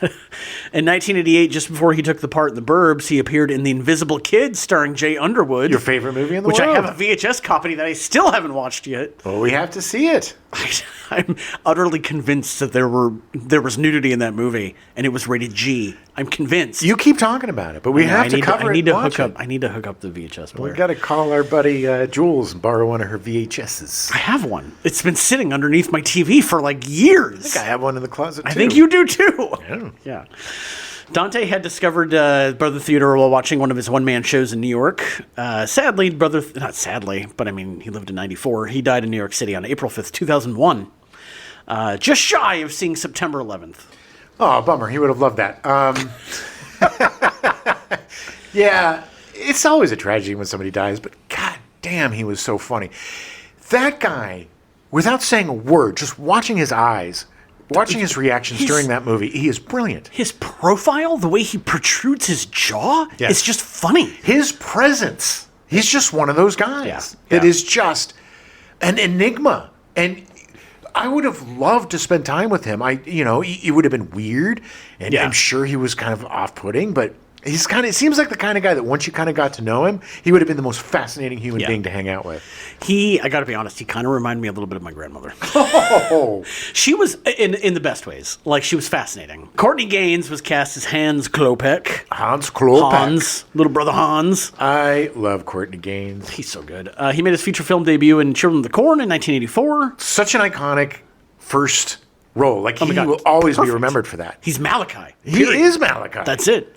And he was so good as Malachi. That movie isn't great, but he makes it great. The kids make it great. Yeah, yeah. The one thing I remember from that movie that I really love is that when it's Linda Hamilton, right? Linda Hamilton, and I forget who the guy was. I don't remember the guy. It was Bruce Dern. But when they're driving to the town, on the dash is different seasons. Oh, yeah, the book. yeah. Gaines appeared in Back to the Future in 1985 and Can't Buy Me Love in 1987. Listen to our Can't Buy Me Love episode. Yeah, and tune in next month for all of our Back to the Future stuff. Oh, we're going back to the future, Going baby. all the way Back to the Future. We're gonna save your kids. In 1988, he appeared as Whitey in Colors. Yes. I totally forgot that he was the white gangbanger, right? He's so good. Yeah. He was so good in that. When Gaines showed up for his audition for the Burbs, he got along so well with Dante that Gaines didn't even audition. Dante just hired him on the spot.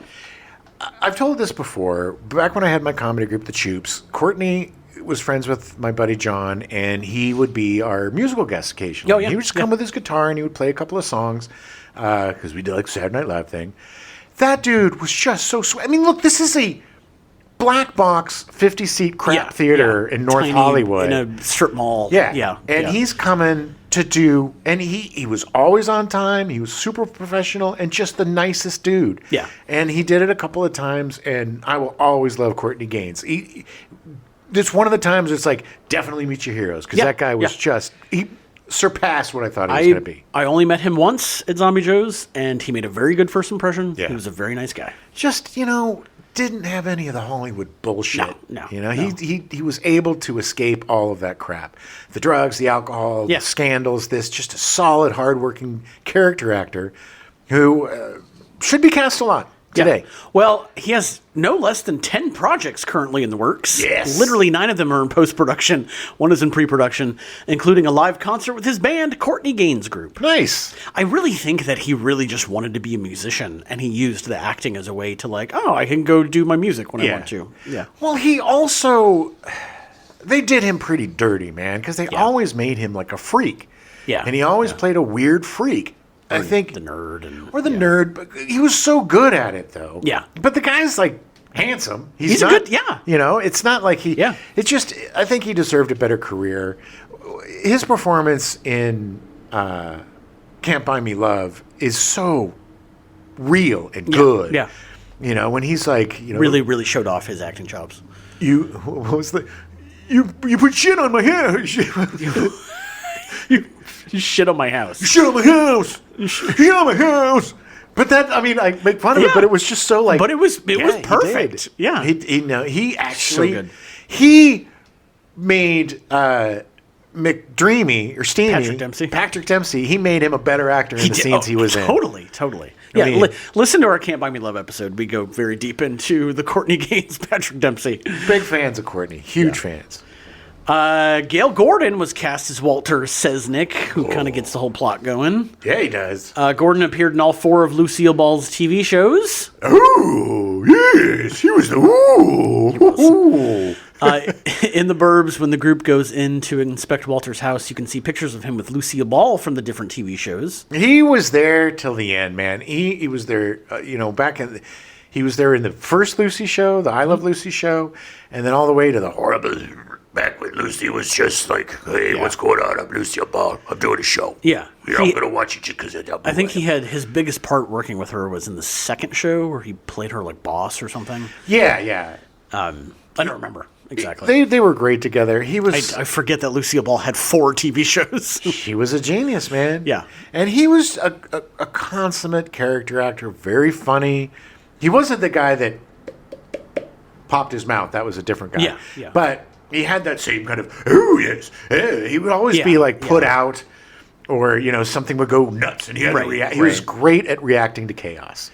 Gordon retired shortly after making The Burbs. He sadly died of lung cancer on June 30th, 1985 at the Redwood Terrace Health Center in Escondido, California at the age of 89. I think that's where my grandmother was. Oh, really? It's a home, right? Yeah, I think technically it's like hospice care. I think that's where she was. Virginia Curley, his wife of nearly 60 years, had died in the same facility 1 month earlier. Oh, that's so sad. Yeah, it was weird. Apparently everyone on the cast got along really well, but Gail Gordon was the one that, because all his scenes were alone. Yeah. So he didn't really talk to the other cast. He didn't really intermingle with them. Everyone was kind of weird. Like they were like, oh, he seems like he wants to do something. I would have been all over him. Like, what was Lucille Ball. Yeah. Nicky Katt was cast as Steve Kuntz, Ricky's friend. Nick Katt, as he was called in this. This was Katt's second movie with Joe Dante, having appeared in Gremlins in 1984. I don't remember him in Gremlins. He was one of the Corey Feldman's little friends. Oh. Yeah. Okay. Katt had a long career, which we'll talk about in a future episode, because there's a lot more about Nicky Katt that he's only in this movie for like 2 scenes. Yeah. Very memorable. yeah. Would have Great actor. the worst kind of friend. Yeah. An egger honor. Yeah. You Yeah. know? Yeah. You had a perfect description of him as the guy that when you order pizza. Yeah, yeah. He shows up and then he eats 90% of it. He's like, "Hey, man, you want to just get a slice?" And then you turn around and suddenly there's like 18 slices gone. We got to call the pizza dude again. Yeah. Well, that's why he ordered 50 pizzas. He knew better. Nicky Katt's hair was spectacular in this movie, too. It was huge. Absolutely huge. Very tragic. He ended up killing himself recently. Yeah. And you know, if you feel bad, get help. Call. There's always somebody that's there going to help you. It can be really hard, but it gets better. Darla was cast as Queenie the dog, the little Well, she's not a bichon frisé, but I think she's a poodle. she's kind of poodle. There you Yeah. go. She's some kind of poodle. Darla first appeared in Pee-wee's Big Adventure. She was playing the pink poodle. I remember that. Yes. And then later appeared as Precious in Silence of the Lambs. Give me back my dog. That's the one. What's the lotion on the skin? Darla has been in more big movies than most actors in Hollywood. Well, some of the biggest. And she was great. She was great in this. Yeah. She was great in Silence of the Lambs. Oh, God, so good. She's a great little dog actor. She is. Robert Picardo and Dick Miller, both of whom had worked with Dante previously, played the Garbage Men. I'd be kind of pissed if I were them and be like, really, just the Garbage Men? I mean, there wasn't a lot of roles for people. The thing is that I'm guessing at the time, because it was into the strike, Yeah. that they were like, I'm sure Dante probably called them up and was like, "Hey, I got these 2 parts. Can you just make some shit up? Like, just improv and like do a thing," you know. Picardo was in Explorers and Miller was in Gremlins. Picardo was kind of in Explorers. You don't really see his face very much. Well, yeah, he was the Weird hitman. alien at the end. Oh no, in Explorers. I thought you were in Inner Space. He wasn't in. He was in Inner Space. Was he in too. Inner Space? Picardo was the hitman that Martin Short takes the place of. That's the old switcheroo double do. Yeah. I'm pretty It's been sure. a long time since I've seen Inner Space. Yeah. Well, he was in a ton of stuff with Dante. Yeah, he worked with Dante a lot. They would both later appear in Matinee in 1993, directed by Dante. Yeah. Picardo in the Explorers was the worst. Yeah, it was. Look, the third act. Listen to our Explorers episode. The third act of that movie is the most insane thing I've ever seen. It is the worst third act of any movie I've ever seen in my life. Yeah. It completely ruins the movie. I have never seen a movie take a worse wrong direction into Shitsville than Explorers. Yes. There was also 2 other actors you wanted to bring up that I didn't mention. Oh, yeah. Just there was Franklin. I think it's Ajaye is how you say his name. I feel like have we covered him at some point? I'm pretty sure we have. Okay. He played the detective. He's one of the detectives at the end with Rance Howard is the other one. Yeah. Yes. That's what I was going to mention next. But he was a stand-up comedian. He was really big in the 80s. He's still alive at 76. I feel like we've covered him in something. But he was in Car Wash. He was in Convoy, The Wrong Guys, Jazz Singer, Hollywood Shuffle, Stir Crazy. He's been in a ton of stuff. He was a big staple of the 70s and 80s. Yeah. He was really funny in this. I think he's still doing stand-up. Good. At 76 years old. Born in Nice. 1949. Nice. And then the other was just Rance Howard, who's Ron Howard's dad. And he was And Clint Howard's dad. He's Ron Howard's dad, and he had another son. But Rance Howard is an amazing character actor. Oh, it's so good. He's, and he's looked exactly the same since he was Yeah. on Andy Griffith up until now. From 1965 Until he died. He died. He looked exactly the same. Yeah, he was great. Great. He was so good. And we've talked about Rance Howard before. Yes. He's a great actor. Yes, and I'm sure we'll talk about Franklin Ajaye, if that's how you say his name, and I'm sorry if it's not, Something like that. Yeah. in the future as Yeah. well. So the film was rushed into production due to the impending writer's strike by the WGA. The strike was the longest writer's strike ever at 153 days. You would think they would learn their lesson. Every time that a strike comes out and they rush to get into production, it's always crap. Well, this is the funny thing, is that I feel like this movie benefited from it because they were able to do improv and stuff. Like, they found a way around that. I do think that it would have been interesting to see what they could have done if they had been able to develop the script a bit more. Yes. After getting everyone attached. Yes. Because it did seem like they just ran out of time. Look, it's funny, it's good, but it is thin. Yeah. You know, it's pretty bare bones. Like you were saying about the development of the bad guys, the quote-unquote villains, like, it would have been nice to have more scenes with them. Yes. Because the scene when they were in the house was great. Right.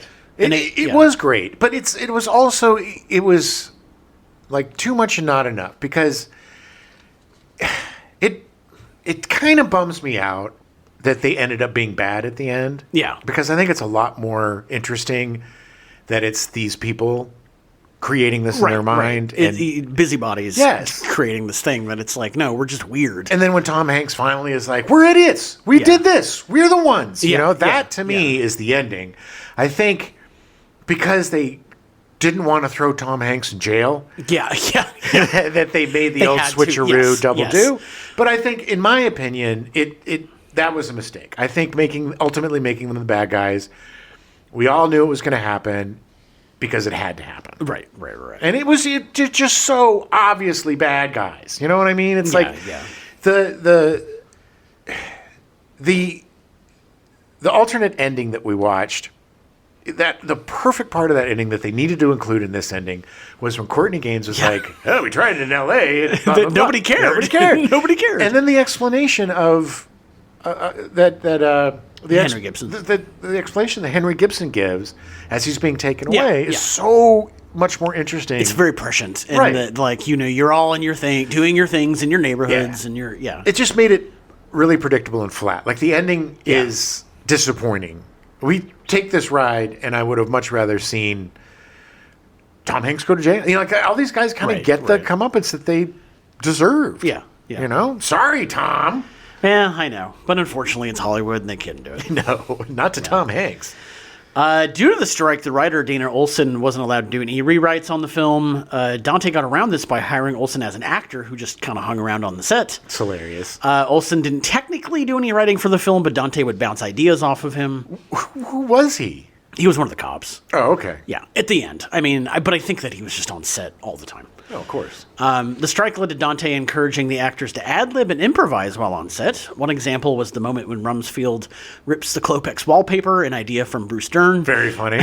Very great. Rick Ducommun ad-libbed many of his lines, including the Satan is good. Satan is our pal. dialogue, which is so funny. That is really funny. Satan is good. Satan is our pal. I want to kill. Yeah. Tom Hanks and Carrie Fisher came up with the idea of playing along with Jeopardy at home. I really liked the fact that they used pencil That and they paper. wrote their answers Yes. down so they would know who was going to be the. Yeah. That is the nerdiest thing. I'm It was surprised the you don't do that. It was the competition. It's because I watch it alone. right. If It's you because get they Phoebe wanted to to watch it compete. with She you, says she would never. get you a couple of pens. Yeah, I know. The film was shot on Colonial Street on the Universal backlot, which you can visit during a studio tour if you go to the Universal Studios theme park. Yeah, for only $7,000. Yeah, it's to not, get it's in. not quite that bad. No, But it's- $6,900. It's not as bad as Disney, No. but it's still getting up there. The house where Ricky Butler lives was the same house where The Munsters was filmed, and the house where Tom Hanks and Carrie Fisher lives was also used for Leave It to Beaver. Oh, nice. Most of the houses on the block where the film takes place were featured on TV shows, with Desperate Housewives being the latest. I think before the last time I went to Universal was when that show was going on. Oh, yeah. And they were just, that part of the tour was like, this is Desperate Housewives. And everybody's like, ah! Who cares? There were only 2 films being shot on the Universal lot, and according to Joe Dante, during some scenes you can hear someone yelling "help," which was the amplified voice from the nearby Jaws ride on the Universal backlot. Yeah. The other film being shot, Fletch Lives. Oh, man, they did not benefit from the writer's strike. Do you think maybe that they were rushed into production too? No, not at all. It's brilliant. Every time the tour was about to pass through the set, filming was stopped so that the tour could pass through quickly and continue filming soon after. So annoying. It happened a lot. Yeah, because Very it's often. like every 10 minutes. I mean, essentially, about every 20 minutes, it ends up being somebody coming through. I think sometimes they would probably pass by, but I assume they would let them stop because they're literally making a movie. Well, did they shoot this during the summer?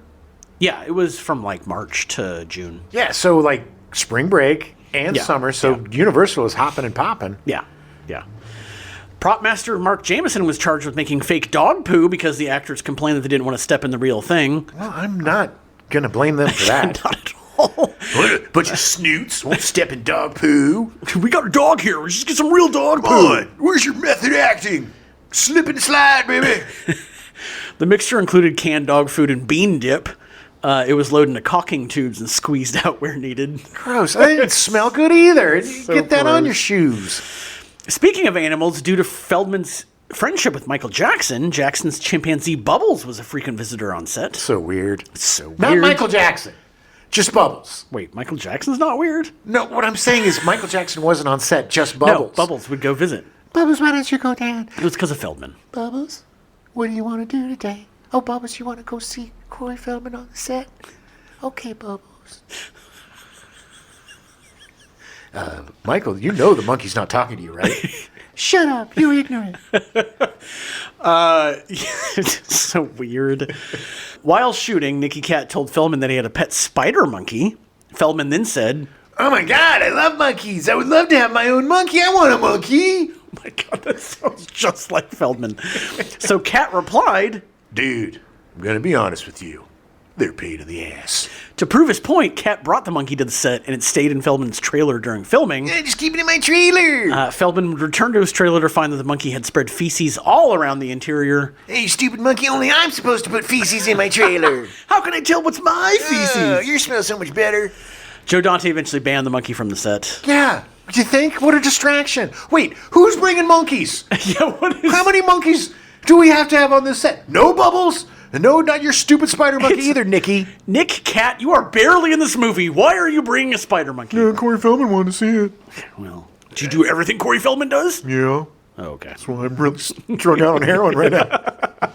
Ouch. soon? Yeah. Everyone in the cast and crew had a good time working on the film, so much so that Tom Hanks personally bought everyone sunglasses and left a personal thank you note to everyone in the cast and crew. Oh, big spender. Oh, yeah. Nice. They were probably. Maybe they were expensive. They all said T. Hanks on them. T. Hanks for the memories. Tom Hanks, along with Carrie Fisher and Joe Dante, pitched in and rented Raging Waters Amusement Park out and had everybody's family come and enjoy the amusement park as a wrap party. Ah, that's awesome. That's great. They did that for, I think it was Lethal Weapon 4 or 3, but they rented out nice. Magic Mountain. Oh, They rented nice. out Magic Mountain. Yeah, And, yeah. And that was the night that I literally rode every single roller coaster at least 10 times. Oh, wow. The next day, man, it was like I was in a car wreck. The body is not meant to do that. I was like astronaut training. It was crazy. Upon release, the critics were a bit savage. Roger Ebert of the Chicago Sun-Times gave it 2 out of 4 stars, writing, The Burbs tries to position itself somewhere between Beetlejuice and the Twilight Zone, but it lacks the dementia of the first and the wicked intelligence of the second and turns instead into a long, shaggy dog story. Look, man, you're not completely wrong, but it's a dumb, fun comedy. Yeah. It's just it is the epitome of dumb comedy, but sometimes dumb comedy is exactly what you want. Exactly. Vincent Canby of the New York Times gave The Burbs a negative review, calling it As empty as something can be without creating a vacuum. Oh, I spent days coming up with that. Pretty clever, huh? Despite this, The Burbs opened at number 1 in the box office, earning more than $11 million in its opening weekend. It would go on to make $49.1 million from an $18 million budget. Not too shabby. Yeah, it made money. In September 2024, Peacock ordered a series adaptation of the film from Universal Content Productions. Keke Palmer is headlining the series with Brian Grazer and Seth MacFarlane producing. Okay. Look, I love Keke Palmer. I think I watched the Naked Gun that he was she in produced. No, but That's Seth MacFarlane. Seth MacFarlane. He didn't Yeah. direct it or write it, but he produced it. Yeah. Look, I think it's ready. I'm cool with seeing a series based on the Burbs. It would be really fun if they could bring back, Tom Hanks and Corey Feldman for a cameo or something, and maybe even Courtney Gaines. It's Yeah, like they're it'd be still great. Yeah. But as long as they have, if they make it like, there's like so many reboots. I think they're over this now, but like with the gritty reboot Yeah, of yeah. The Fresh Prince of Bel-Air and the gritty Right, reboot right. of Archie. Archie. Yeah. Whatever. So You mean Riverdale? yes. Well, yes, the Archie comics Riverdale. Yeah. I don't think they'll do that. No. As long as they keep it light and fun. knowing that Seth MacFarlane loves this movie so much, I think he's going to. It's going to be like what's his name with the Star Wars stuff? Jon Favreau. Right. Like, I think that he is somebody that loves the material so much that he's not going to do it wrong. Yeah, well, just like with Naked Gun. Yeah, You know, the new yeah. Naked Gun, I didn't love it, but it was 100% right there with Yeah. the tone and everything of the original series. right. And there's a lot of really funny laughs, and it fits right in. I mean, it fits in, and that's the most important thing if you're going to add to the oeuvre, what we always talk about. Yeah, Is yeah. you want to add something, you know, like the Alien series that Yeah. adds so much lore and new information right, to the right. franchise. Let's do something like that with this. Yeah. Have fun. But I'm 100% willing to give this a try and see what it is. Supposedly, they were saying it's going to be sometime in 2025 or 2026, right. but I'm guessing since we haven't heard anything and we're in October already, that Yeah. it's probably going to be 2026. yeah, it'll probably come out next Maybe spooky spring. season. Well, yeah. You know, it seems like a Halloween type of Yeah. thing. I don't know. Maybe. But, I mean, regardless, I'll give it a shot. I mean, and Peacock has been producing some pretty good material, so, like, I'm excited to see where it goes. Hey, they did a great job with Twisted Metal. And, Yeah. and I mean, that is the thinnest video game ever. You know, it's That is very true. they created a whole world around that was really compelling, and both seasons were great. So yeah, I'm with this pedigree. Mm-hmm. I'm in. I'm in. All right. Well, definitely give this movie a look. I mean, you can buy a really bare bones Blu-ray on Amazon for less than $10. Looks great. Yeah. It has the alternate ending in it, which we didn't even talk about. They shot a bunch of other endings. When the trunk pops open, they did 2 other inserts. One where it was full of dead cheerleaders. Oh. And then one where it was the dead garbage men. Oh, I see. That would have been great. Yeah, I know. It would have been funny, but yeah, which would explain why the never got cleaned up. Yes, They murdered the garbage men. Yeah, because there was a huge pile there. There was a reasoning. If you don't want to buy this, it's available on Tubi right now. It's spooky season. It's a fun movie. I just love this movie. It has a special place in my heart. I really I didn't love it when it came out. I like it so much more now. I had a lot of fun watching it with you. Yeah. I think your fandom of it is contagious, and yeah, it's just a really fun, simple, silly comedy that takes place in one area. And look, this is the end of Funny Tom Hanks. Yeah. This is the last one. This is the last really unhinged, Yeah. crazy, funny, screaming. Nobody screams, it gets angrier better than Tom Hanks. Yeah. Yeah. Crushing those beers and throwing them, and it's that register of his voice that can't happen, and that thing, however, the sound of it is at both times annoying and comforting at the Yeah. same time. I don't know how to explain it. Yeah. It's weird. I love hearing him yell. It's so engrossing. It's so charming at the same time. But I miss goofy Tom Hanks. Yeah. You know, it's fun. He occasionally does a little something kind of goofy, but it's just... the most recent thing I just remembered was the Phoenicians game. I don't know if have you watched Yes. that? Yeah. And it's fine, but it's not... I'm getting a... I love... not Paul Thomas Wes Anderson. Anderson. I love Wes Anderson. I do. I love his movies. Rushmore is one of my favorite comedies of all time. But it's getting a little thin at this Yeah, point. yeah. It's just a little too quirky. And he and Bryan Cranston were paired up as, I think, brothers. Oh, yeah. And the whole bit was they were having a basketball game against Benicio del Toro and What? And the kid. They had this like basketball game, and they were like talking shit to each other or whatever. And it was very stylized, just like all of his stuff is. Yeah, but I just think it's getting too precious. I don't know. It's like Yeah. too many dollhouses. I don't know. I wasn't a huge fan of Asteroid City, so like Well, look. it felt like it kind of lost his way. To me, he peaked with Grand Budapest Hotel. Yes. It was such a perfect movie. Yeah. My absolute favorite performance from Ray Fiennes. Oh, yeah. Yeah. And Tilda Swinton and everybody. I mean, it Yeah, was it's perfect. Absolutely perfect. So the bar was super high. I'm not sure that Tom Hanks fits into that universe. I think I would agree with that. I don't think he knows exactly Well, what he he's wasn't doing. supposed to be in that universe because he took over for somebody else for Asteroid City. It was somebody else that he took over for, but it was like a last minute thing. Right. And then Wes Anderson just really liked working with him. Yeah. It was like, okay. Well, he's great. He's great. I just, and I'm not saying the Phoenician Scheme was a bad movie at all. It's just there are certain directors that I hold to such a incredibly strict standard that's not fair to them. It is not. And he's one of them. And it's just, Well, if you want to see fun Tom Hanks, watch The Burbs. It is so good. Yes. It's a good Halloween movie. It's fun. It's relatable. Everybody has stories about their weird neighborhoods. Yes. It's just silly, good fun. Don't take yourself so seriously, people. Yeah. You're living in the burbs. We'll be back next week with our Stepdad show. Talk more about some die laughing movies. Well, sometimes. Die laughing movies. Trying to make people laugh movies. Yeah, and the other fun stuff we've been watching this month. Yeah, I'm trying to catch a few horror comedies. Nice. More recent ones to kind of compare with the past. I've watched a couple of older ones, like we just watched Beetlejuice. Oh, nice. Don't say that 3 times. Nope. Beetle guys. Beetle guys. Yeah, so I will be back with the Stepdads. Yeah. I want to kill. Satan is good. Satan is my pal. I'm Rick Ducommun. The guy who then turns out to be really be guilty, and the fact that the guy. Okay. I practiced this today, actually. That's the problem. Is when I practice it, I get in my head. Is that the problem? One of them.